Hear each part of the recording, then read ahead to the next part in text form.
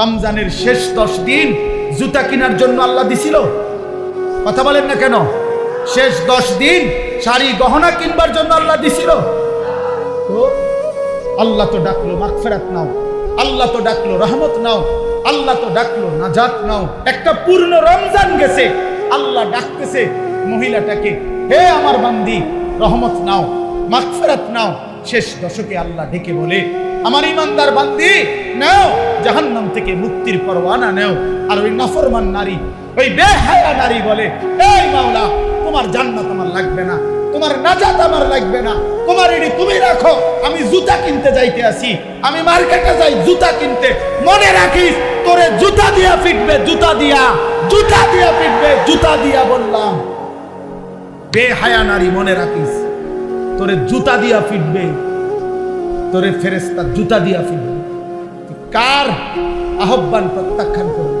রমজানের শেষ 10 দিন জুতা কেনার জন্য আল্লাহ দিছিল? কথা বলেন না কেন? শেষ 10 দিন শাড়ি গহনা কিনবার জন্য আল্লাহ দিছিল? তো আল্লাহ তো ডাকলো মাগফিরাত নাও, আল্লাহ তো ডাকলো রহমত নাও, আল্লাহ তো ডাকলো নাজাত নাও। তুমি কও না আমার এডি লাগবে না, আমার জুতা, আমার দরকার জুতা, আমার দরকার শাড়ি, আমার দরকার ফেয়ার এন্ড লাভলি, আমার দরকার গহনা।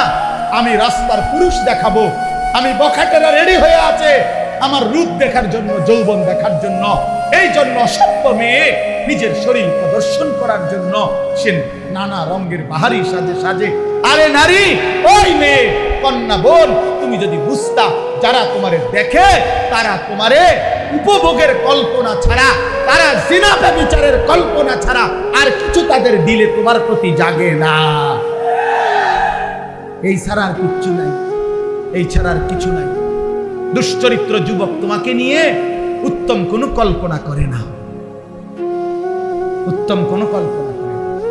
অতএব দয়া করে বন্ধু বলেন, নবীজি যখন দেখবে নামাজ নাই, রোজা নাই, জিকির নাই, তিলাওয়াত নাই, ফজরের নামাজ নাই, হালাল উপার্জনের কোনো খবর নাই, ঘরে টেলিভিশন, নাচ গান চলছে তো চলছে, চলছে তো চলছে। আল্লাহর কসম বন্ধু, নবীজি সাল্লাল্লাহু আলাইহি সাল্লাম চোখের পানি ফেলে দিবে আর হাসরের ময়দানে উম্মতকে বলবে, উম্মত আমি সেই নবী, 23 বছর যেই নবী তোমাদের জন্য সারা রাতও আমি এশার নামাজের পরে দাঁড়িয়ে ফজরের আজান পর্যন্ত আমি চোখের পানি ফেলে তোমাদের জন্য আমি আল্লাহর কাছে মাগফিরাতের দোয়া করছিলাম। আমি সারা রাত কাঁদছি উম্মত, আমি পেটে 2টা পাথর বাঁধছি ক্ষুধার কষ্টে, আমি তায়েফের রক্তে আমার শরীর এই পরিমাণ রক্ত ঝরছে, আমার পায়ের জুতা পায়ের তালুর সাথে জমাট বাইধা, আমার জুতা খুলতে পারছিলাম না। আমি উহুদের দান করা শহীদ হয়ে রক্ত ঝরিয়ে উহুদের ময়দানে পড়েছিলাম, বিনিময়ে এই আমলনামা, আমার 23 বছরের মেহনতের এই বিনিময়। উম্মত আমি এই জন্য রক্ত ঝরাইলাম। বলো না বাপ, এই বাপ বলো, কি বলবা তুমি তখন?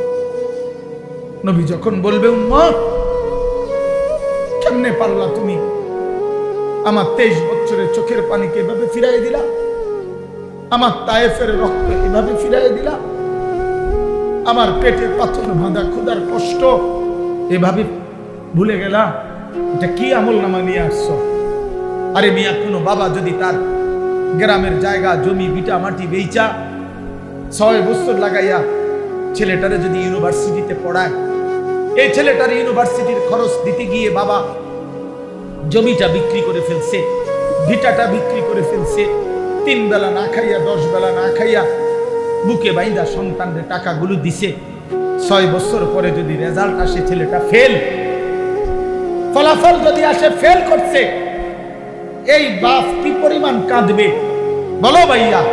এই বাপ কি পরিমাণ কাঁদবে?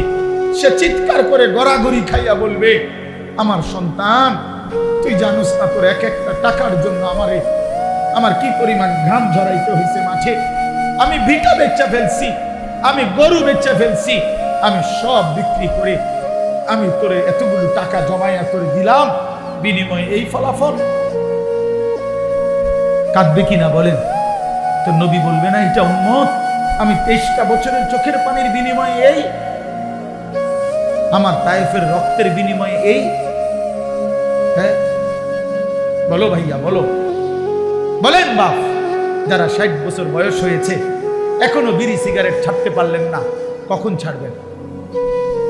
যাদের বয়স হয়ে গেছে 60 বছর এখনো গালিগালাজ ছাড়া কথা বলতে পারেন না, কখন ছাড়বেন? এখনো সময় হয় নাই? মরতেন না? কবরে যাইতেন না? আলা ইয়াযুন্নু উলাইকা আন্নাহুম মাবউসুন। আল্লাহ কোরআনে বলছে, আলা ইয়াযুন্নু উলাইকা আন্নাহুম মাবউসুন। এই নাফরমান, এমন করছো কেন বান্দা?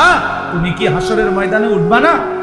আল্লাহ জিজ্ঞেস করছে, আল্লাহ নিজে বলছে বন্ধু, আরে বান্দা এরকম করস কা?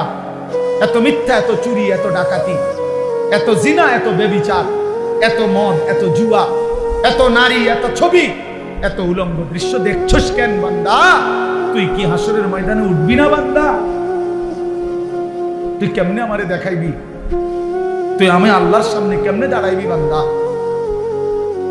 ফাকাইফা তাত্তাকুনা ইন কাফারতুম ইয়াওমান ইয়াজালুল বিলদানা শিবা। রব্বে করিম আল্লাহ বলে, বান্দা দিবানিশি যে আমি আল্লাহর নাফরমানি করছো বান্দা। আল্লাহ বলে, বান্দা আমি জানতে চাই বান্দা, এই যে দিবানিশি নাফরমানি করছো, ওই হাসরের দিন তুমি কেমনে বাঁচবা বান্দা? এই হাসরের দিন জানো নাকি বান্দা? একদিনেই তো দুঃখ, কষ্ট, যন্ত্রণা আর আযাবে। হাসরের একদিনেই কোলের বাচ্চা বুড়া হয়ে যাবে, বুড়া হয়ে যাবে।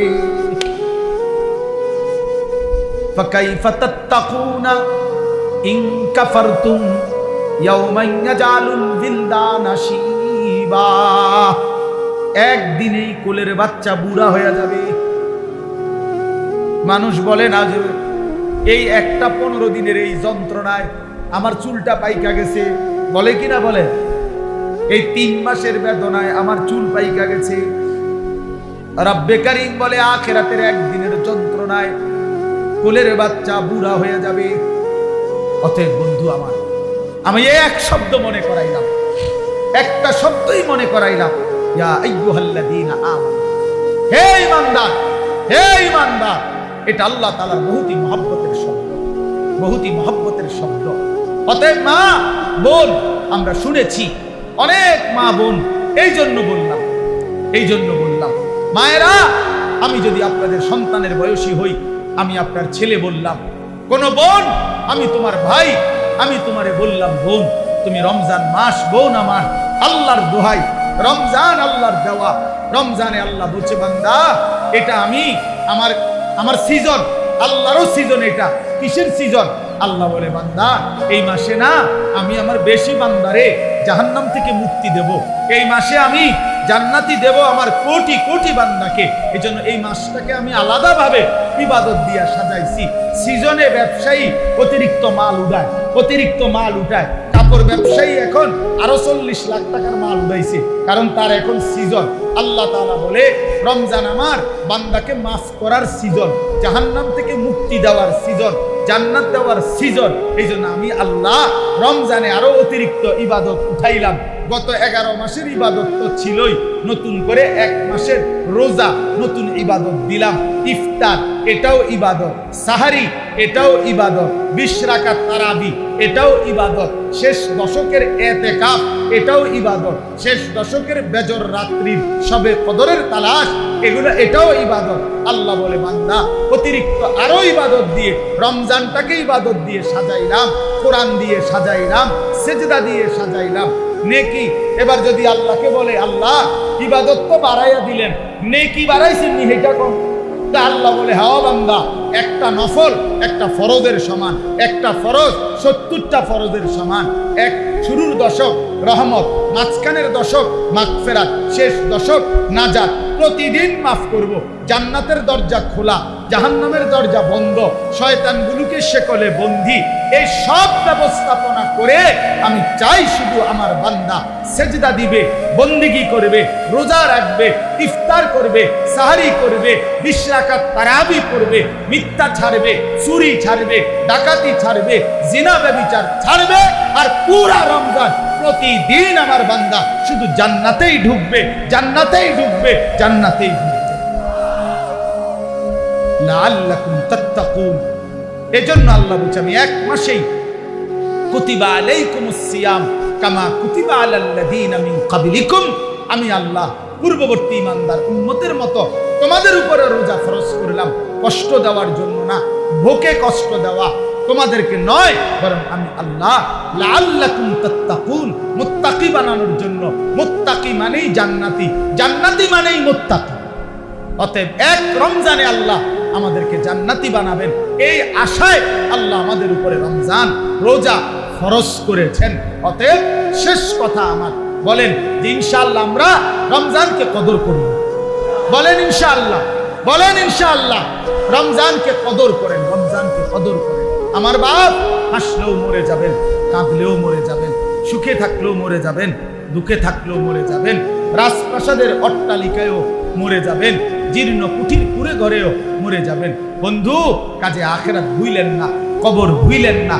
চলেন সিদ্ধান্ত নিয়ে গুনাহ ছেড়ে দিয়ে আল্লাহর ইবাদতে ডুবে আজকের শবে বরাত রাত্রিতেও আল্লাহর কাছে দোয়া করেন, কান্নাকাটি করেন, দোয়া মাফ চান, আর বলেন মাওলা রমজান পর্যন্ত হায়াত দেন, রমজানের রহমত মাগফিরাত আর নাজাত দিয়ে আমার গুনাহ মাফ করে আমার জান্নাতের সার্টিফিকেট দিয়ে দেন। আল্লাহ চাইলে দিবে, আল্লাহ চাইলে দিবে কিনা? এই জন্য আমরা ইনশাআল্লাহ রমজানকে কদর করব।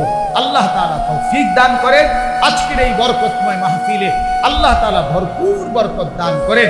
আগামী দিনেও এই মাহফিলকে আল্লাহ তাআলা কায়েম দায়েম করে দেন। আমিন। সুবহানাল্লাহি ওয়া বিহামদিহি।